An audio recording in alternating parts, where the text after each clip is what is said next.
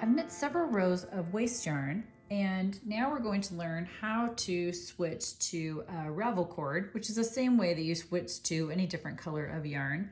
The ravel cord is really nice because it easily separates the waste yarn from the project yarn at the end. We're going to start by making sure that the main mark is at 1 o'clock, right where the yarn is feeding into the needles. We're going to work with one needle past the main mark. I'm going to remove my weight for a moment. I'm using a 1.5 pound weight here.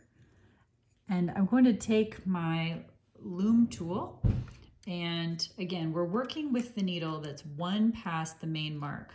So I'm simply going to pull the end. I've cut the end of my waste yarn. I'm going to pull it and drop it into the center of the cylinder. Then I'm going to take my ravel cord and I'm going to put it in on the other side of that needle.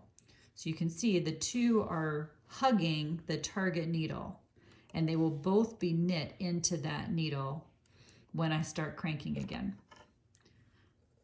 I feed the ravel cord into my yarn feeder, but you don't have to put it up in the yarn mass. You're only really cranking one row. I'm going to make sure that my ravel cord and waste yarn are both, again, hugging that needle, and then I like to add a weighted clip to hold both the tail ends, so I'm sure they're not going anywhere.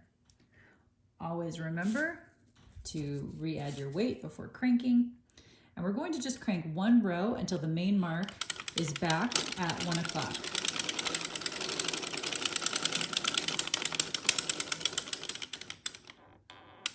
And then we do the exact same thing around the exact same needle. One needle past the main mark.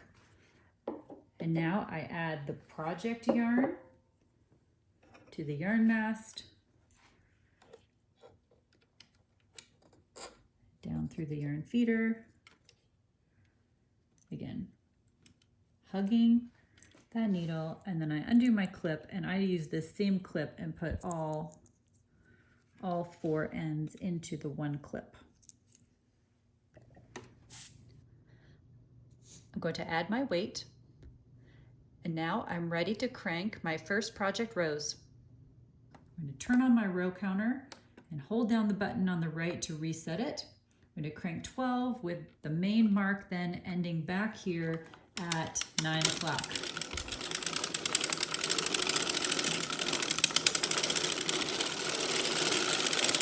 I would note that I have virtually no tension on my yarn. You can see I'm kind of pulling it out and then just letting it come back, so there's hardly any tension. You really want to make sure you have fairly loose tension for this particular project, or it's hard to hang the split rings.